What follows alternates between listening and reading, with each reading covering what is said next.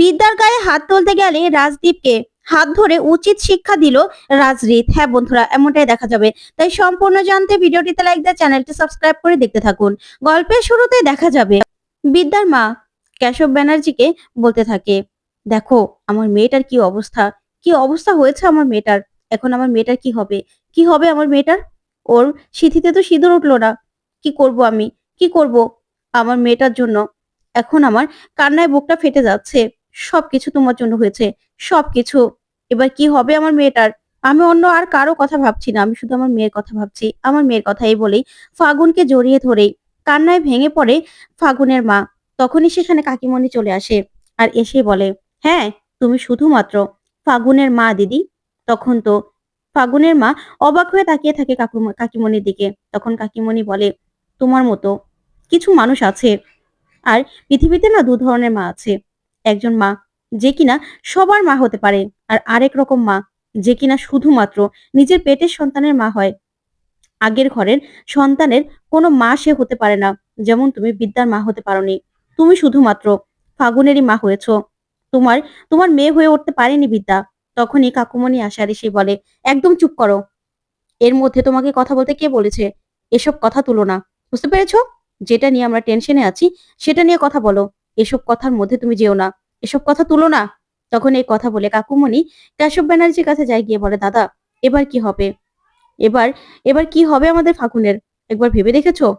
তখন কেশব ব্যানার্জি বলে, কিচ্ছু হবে না। আমি না কিচ্ছু করতে পারলাম না, কোনো দিক সামলাতে পারলাম না। ওইদিকে হোস্টেলটাও ভাঙা গেল না। যে বোলডোজার হোস্টেলটা ভাঙার জন্য ওখানে গিয়েছিল, সে বোলডোজারের সামনে এক প্রাচীর হয়ে দাঁড়িয়েছিল বিদ্যা। বিদ্যা এক প্রাচীর হয়ে দাঁড়িয়েছিল।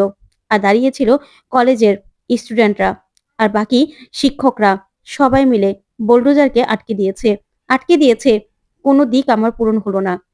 না ওই হোস্টেলটা ভাঙা গেল, না এইদিকে আমার মেয়ের বিয়ে হলো।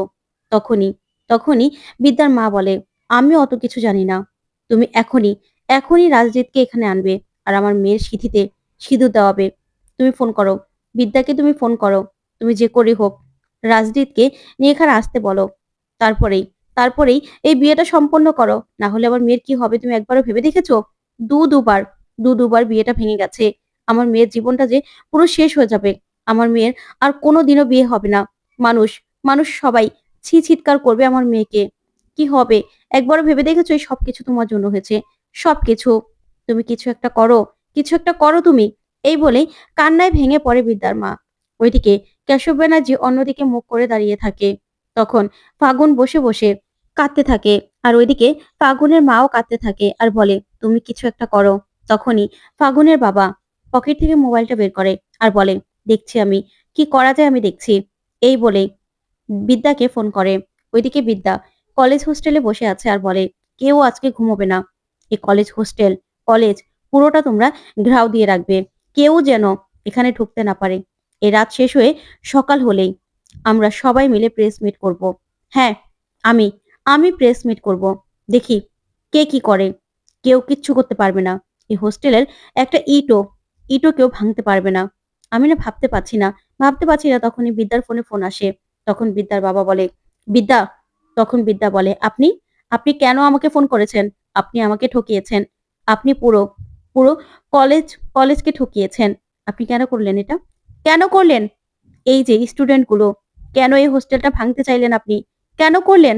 কোনো কোনো মেয়ে তার পিতাকে আপনার জন্য কোনোদিনও বিশ্বাস করতে পারবে না, কোনোদিনও না। তখন কেশব ব্যানার্জি বলে, বিদ্যা তোমাকে আমি কি বলছি শোনো। তখন বিদ্যা বলে, না, আপনার কোনো কথা আমি শুনবো না। আপনি আমার কোনো কথা রাখেননি। আপনি আমাকে ঠকিয়েছেন, আপনারা সবাই মিলে আমাকে ঠকিয়েছেন। তখন কেশব ব্যানার্জি বলে, বিদ্যা আমি অত কিছু জানি না। তুমি তুমি রাজজিৎকে নিয়ে এখানে আসবে। তখন বিদ্যা বলে, না, আমি কোথাও যাব না, কোথাও যাব না আমি। আচ্ছা, বাবারা নাকি, বাবার কাছে নাকি মেয়েরা প্রিন্সেস হয়। তাহলে আমি কি আপনার কাছে?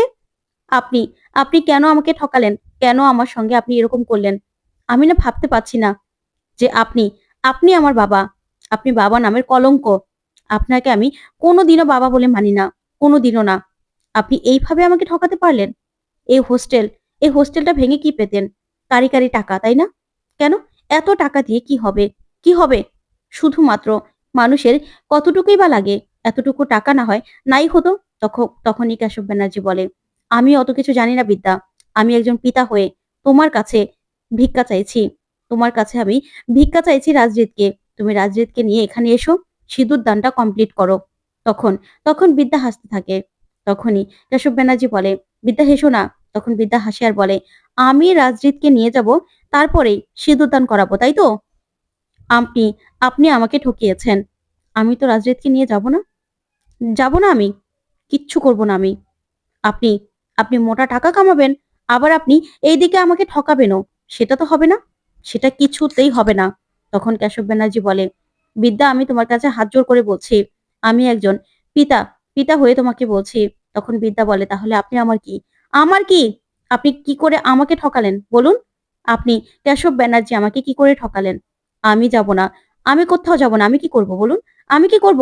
ঠিক তখনই রাজনীত সেখানে চলে আসে। এসেই বিদ্যার হাত থেকে ফোনটা কেড়ে নেয়। তারপরেই রাজরিত ফোনটা নিয়ে নেয় আর বলে, আমি আমি রাজরিত বলছি। তখনই কেশব ব্যানার্জি চমকে যায়। তখন রাজরিত বলে, শুনুন, আমি আপনাদের কথা রাখতে পারছি না। আমি আমি আর কোনো রকম কোনো কিছু করব না। আমি বিদ্যাকে ভালোবাসি। আমি আপনাদের আগেও বলেছিলাম যে আমি বিদ্যাকে ভালোবাসি। আমি বিদ্যাকে সিঁদুর পরিয়েছিলাম। তারপরেও আমি বিদ্যার কথা রাখতে বিদ্যাকে আর এই কলেজের স্টুডেন্টদেরকে সাহায্য করার জন্য এই বিয়েতে আমি রাজি হয়েছিলাম। না হলে কোনোদিনও আমি রাজি হতাম না। বিদ্যাকে আমি কথা দিয়েছিলাম যে আমি ওর পাশে থাকবো, ওকে সাহায্য করব। সেই জন্য শুধুমাত্র এই বিয়েটাতে আমি রাজি হয়েছিলাম। না হলে এই বিয়েটাতে কিন্তু আমি রাজি হতাম না। আমি ফাগুনকে ভালোবাসি না। ফাগুনকে বিয়ে করার জন্য আমাকে কেউ কোনোদিনও রাজি করাতে পারতো না। শুধুমাত্র বিদ্যার কথায় আমি রাজি হয়েছিলাম। কিন্তু আপনারা চিট করেছেন, বিদ্যাকে ঠকিয়েছেন। তার জন্যই আপনাকে আমি বলে দিলাম, আপনার এক মেয়েকে আমি গ্রহণ করেছি। তখনই কেশব ব্যানার্জি বলে, কাকে? তখন রাজরিত বলে, বিদ্যাকে। বিদ্যাকে আমি গ্রহণ করলাম, বিদ্যাকে আমি সিঁদুর পরিয়েছি, ওকে আমি বিয়ে করেছি। সেটা কেউ মানুক বা না মানুক, এই প্রেস মিট করবে বিদ্যা। সকাল হলেই, প্রেস মিট শেষ হলেই বিদ্যাকে আমি বাড়ি নিয়ে যাব। আমার মা বিদ্যাকে বরণ করবে, বরণ করে ঘরে তুলবে। বিদ্যা আমার ওয়াইফ, তাই বিদ্যাকে আমি গ্রহণ করেছি। আপনার এক মেয়েকে অন্তত আমি গ্রহণ করেছি, এটা আপনাকে আমি বলে দিলাম। আপনার মাথা থেকে এই চিন্তা আমি নামিয়ে দিলাম। এই বলে ফোনটা রেখে দেয়। তখনই তখনই ফাগুনের মা বলে, কি বললো? তখন কেশব ব্যানার্জি বলে যে রাজরিত বলল যে ও এক মেয়েকে গ্রহণ করেছে, বিদ্যাকে। বিদ্যাকে ও বাড়ি নিয়ে যাবে, ওর মা বিদ্যাকে বরণ করে ঘরে তুলবে। কিন্তু হিসেব তো মিলল না। তখনই কাকিমণি বলে, সম্পর্কের মাঝখানে হিসেব করলে না দাদা, সেই সেই হিসেব মিলে না, বুঝতে পেরেছেন? সেই হিসেব কখনো মিলানো যায় না। আপনার এক মেয়েকে আপনি ভালো রাখার জন্য অন্য মেয়েকে বলে দিতে চেয়েছেন, সেটা তো হবে না। কারণ উপরওয়ালা সবকিছু উপর থেকে সেট করা থাকে। দেখেছেন আপনার মেয়েটাকে? ফাগুনের দিকে তাকিয়ে দেখেছেন? মেয়েটার দিকে তাকিয়েছেন একবারও? আপনারা শুধু লাভের আশায় ঘুরেছেন, এদিক ওদিক, এদিক ওদিক, এই হিসেব সেই হিসেব করেছেন, কিন্তু একবারও আপনার মেয়েদের কথা আপনি চিন্তা করেছেন? করেননি তো। তখনই কেশব ব্যানার্জি রেগে যায় আর কাকিমণিকে বলে, একদম কাটা গায়ে নুনের ছিটা দেবে না। চুপ করো, চুপ করো তোমরা। আমার না ভালো লাগছে না এসব কথা শুনতে, আমার একদম ভালো লাগছে না। আমি আর সহ্য করতে পারছি না। তখন কাকিমণি বলে, হ্যাঁ, এখন সহ্য করতে পারবেন কেন? ওইদিকে দেখা যাবে বিদ্যা দাঁড়িয়ে আছে। তখনই সেখানে রাজদীপ চ্যাটার্জি প্রিন্সিপালকে নিয়ে হাজির হয় আর বলে, প্রফেসর বিবি, বড্ড বার বেড়ে গেছেন। আপনার আপনার এই কলেজে কোনো জায়গা নেই। আপনাকে এখান থেকে সরিয়ে দেওয়া হবে, বুঝতে পেরেছেন? এখানে পুলিশ আসবে। পুলিশ আসলে না, এমন একটা মামলা ঠুকে দেব যে সারা জীবন জেলের ঘানি টানতে হবে। তাই এখনো সময় আছে, এখান থেকে বেরিয়ে যান এখান থেকে। আপনাকে এখান থেকে বেরিয়ে যেতে বলছি। এখানে না আপনার কোনো দরকার নেই, আপনাকে কোনো রকম কোনো প্রয়োজন নেই। বাকিটা আমরা দেখে নিতে পারবো। আর এই যে স্টুডেন্টরা, ওরাও না কিচ্ছু করতে পারবে না। তখন রাজদীপ দাঁড়িয়ে দাঁড়িয়ে সবটা শুনতে থাকে। তখন রাজদীপ বলে, কি বলছি? বেরিয়ে যেতে বলছি তো, নাকি পুলিশ ডাকতে হবে? তখন রাজদীপ বলে, বাবা। তখনই রাজদীপ চ্যাটার্জি বলে, একদম তুই কথা বলবি না, তুমি একদম এর মাঝখানে কথা বলবে না। তখন রাজদীপ বলে, আমি প্রফেসর বিবির সঙ্গে কথা বলছি। কি কথা বলছেন না কেন? মুখ বন্ধ করে আছেন কেন? তখনই বিদ্যা বিদ্যা প্রচন্ড রেগে যায় আর বলে, আপনি যে এখানে দাঁড়িয়ে আছেন, আপনি জানেন আপনার শরীরে কয়টা হাড়গোড় আছে? সব কিন্তু আমরা বলতে পারবো। তাই এই স্টুডেন্টরা যদি এক এক করে আপনাকে মারা শুরু করে না, তাহলে কিন্তু আপনাকে সারা জীবন প্যারালাইসিস হয়ে ঘরে শুয়ে থাকতে হবে। সেটা বুঝতে পারছেন? তাই এখনো সময় আছে। এখানে চিৎকার চেঁচামেচি না করে না এখান থেকে বেরিয়ে যান। এই হোস্টেলের একটা ইটও আপনি ভাঙতে পারবেন না। একটা ইটও আমি ভাঙতে দেব না। তাই এখান থেকে আপনি চলে যান। চলে যান আপনি। তখন তো রাজদীপ চ্যাটার্জি আরো রেগে যায়। তখন বিদ্যা বলে, একদম চিৎকার করবেন না এখানে। আপনার আপনার এখানে কোনো জায়গা নেই। কারণ কারণ আপনি আপনি কিচ্ছু করতে পারবেন না। আপনাকে আমি কিচ্ছু করতে দেব না। এখানে আমি দাঁড়িয়ে আছি। তখন প্রিন্সিপাল বলে, কে আপনি? হ্যাঁ, কে আপনি? আপনাকে কাল সকাল হলেই অন্য জায়গায় আমি পাঠিয়ে দেব। আপনি এখানে থাকতে পারবেন না। থাকতে পারবেন না আপনি। তখনই বিদ্যা আরো রেগে যায় প্রিন্সিপালের উপর আর বলে, আপনি তো প্রিন্সিপাল, তাই না? প্রিন্সিপালের এরকম চেহারা? এরকম চেহারার প্রিন্সিপাল তো আমি কোনোদিনও দেখিনি। আমি তো জীবনে অনেক প্রিন্সিপাল দেখেছি। তাদের চেহারা দেখলেই না খুব ভালো লাগে। আর আপনার আপনার এ কি রূপ, এ কি চেহারা? আপনি স্টুডেন্টদের নিয়ে ব্যবসা শুরু করে দিয়েছেন, তাই না? এই জমিটা এই জমিটা অনেক টাকায় বিক্রি হয়েছে। আর এখানে একাডেমি হবে। সেখানে এডমিশন ফি কত রেখেছেন? 2 লাখ? নাকি 3 লাখ? নাকি সোজা 5 লাখ? কত রেখেছেন এডমিশন ফিস? অনেক টাকা, তাই না? অনেক টাকা নির্ধারণ করেছেন। কেন টাকাটা নির্ধারণ না করে স্টুডেন্ট করা যায় না? একজন একজন ভালো শিক্ষার্থী শিক্ষার্থী তৈরি করা যায় না? কেন? জীবনে লাগে কি? খাদ্য, বস্ত্র আর শিক্ষা। তার মধ্যে শিক্ষাটা আমরা দেই। আমরা। তখনই রাজদীপ চ্যাটার্জি প্রচন্ড রেগে যায় আর রেগে গিয়ে বিদ্যার গায়ে হাত তুলতে গেলেই সেখানে রাজদীপ এসে ওর বাবার হাত ধরে ফেলে। তখন তো রাজদীপের এই কাণ্ড দেখে রাজদীপ চ্যাটার্জি বলে, রিত। তখনই রাজদীপ বলে, হ্যাঁ বাবা, বিদ্যা আমার স্ত্রী। তুমি ওকে যতই বিবি বলো না কেন, প্রফেসর বিবি বলো না কেন, ও আমার স্ত্রী। ওকে আমি সিঁদুর পরিয়েছি। সেটা না আমি মানি। তাই তুমি আমার সামনে কোনো রকম কোনো অপমান ওকে করতে পারো না। তুমি ভুলে যেও না ও তোমার ছেলের বউ। তখন তো রাজদীপ অনেক রেগে যায় আর বলে, তুমি আজকে সবার সামনে শুনে রাখো, তুমি এই মেয়েটার হয়ে আমার বিপক্ষে গেলে তো সেই জন্য সবার সামনে আজকে আমি বলে দিচ্ছি, আমার যা কিছু আছে, যা সম্পত্তি আছে, যা বিজনেস আছে, সবকিছু থেকে তোমাকে তোমাকে আমি বঞ্চিত করলাম। তুমি আমার কোনো রকম কোনো বিজনেস কোনো কিছুতে আর থাকতে পারবে না।